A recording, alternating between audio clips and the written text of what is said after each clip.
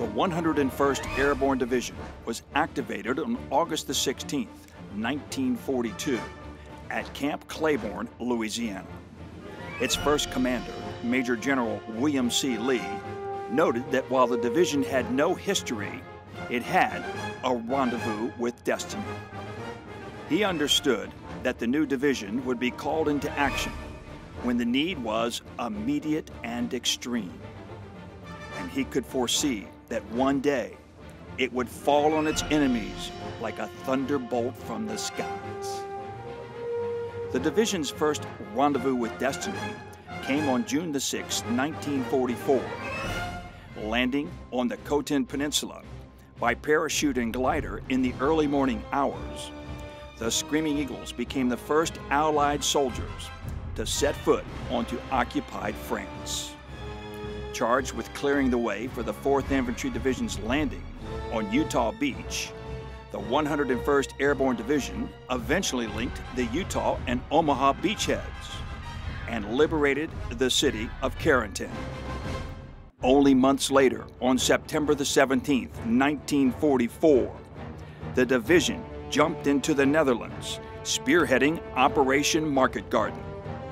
Holding open a narrow 16-mile corridor through enemy-held territory, the division fought against heavy odds for 72 days, before returning to France in late November 1944 for a well-deserved rest.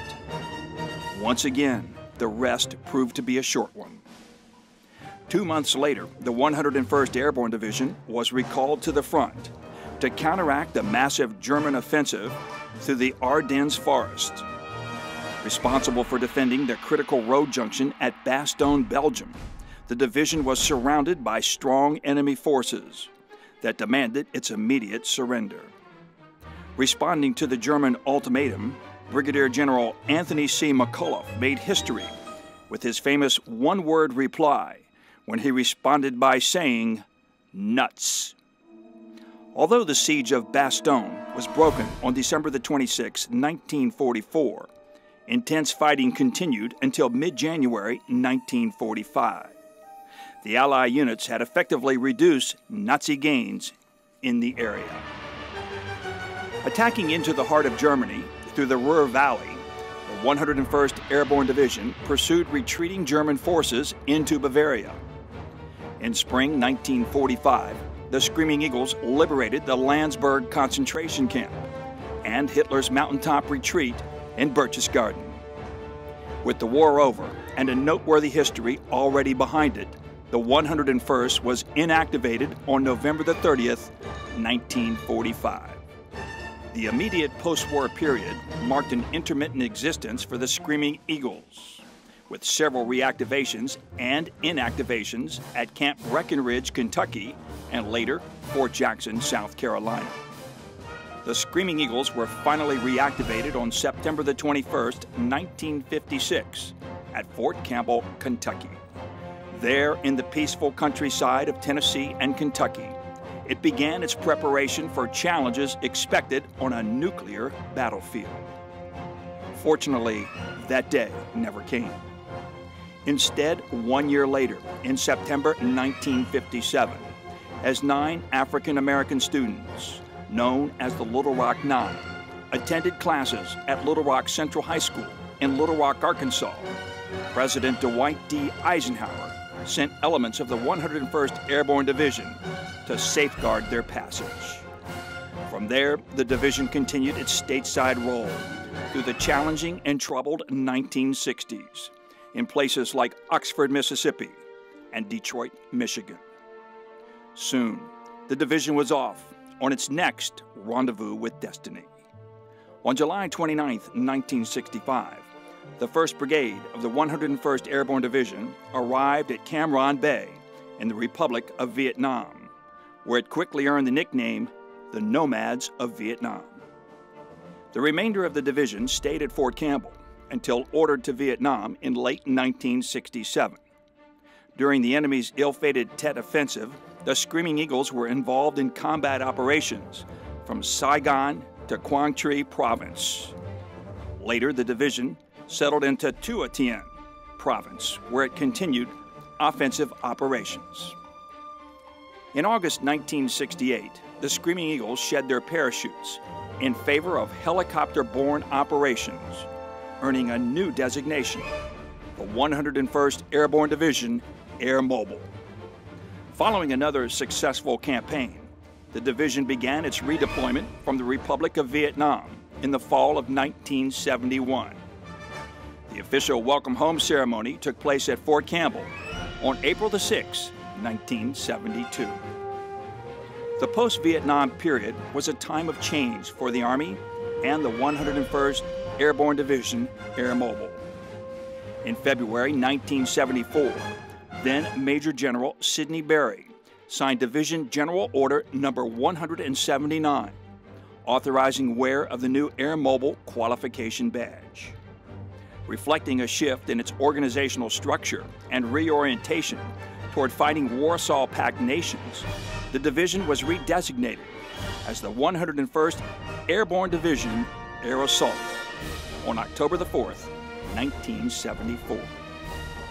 Less than 8 years later, in March 1982, elements of the 101st Airborne Division, Air Assault, began the first of its many 6-month deployments to the Sinai Peninsula. As a result of the Camp David Accords between Egypt and Israel, the Screaming Eagles went as members of the multinational force and observers. One of the darkest days in the division's history occurred when tragedy struck on December 12, 1985. Flying home from the Sinai Peninsula in time for Christmas, 248 Screaming Eagles were killed when their plane crashed near Gander, Newfoundland.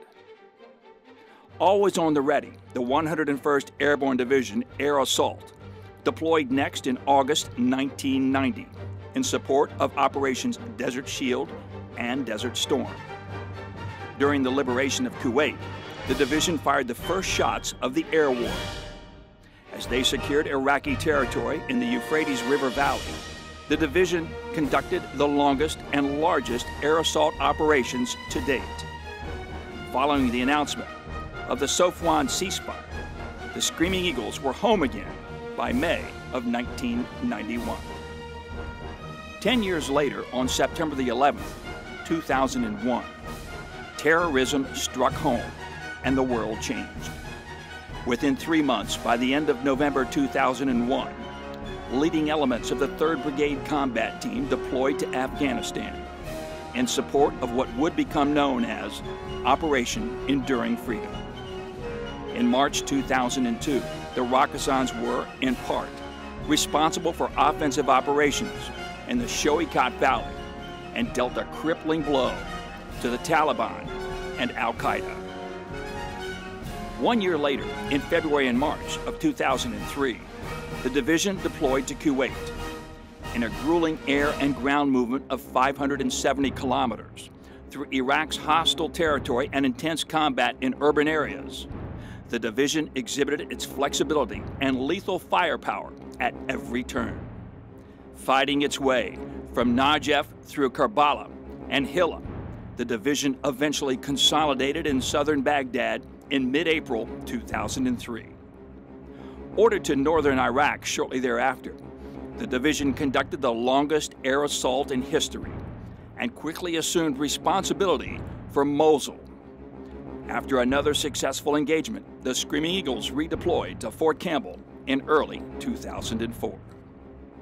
In November 2005, the division headquarters, along with the 1st and 3rd Brigade combat teams and the 101st Combat Aviation Brigade, deployed to Iraq for a second time as Task Force Band of Brothers.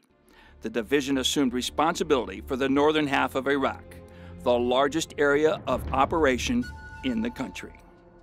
Under the Army's new modular structure, 2nd and 4th Brigade combat teams and the 159th Combat Aviation Brigade were attached to other multinational division or multinational force commands elsewhere in Iraq.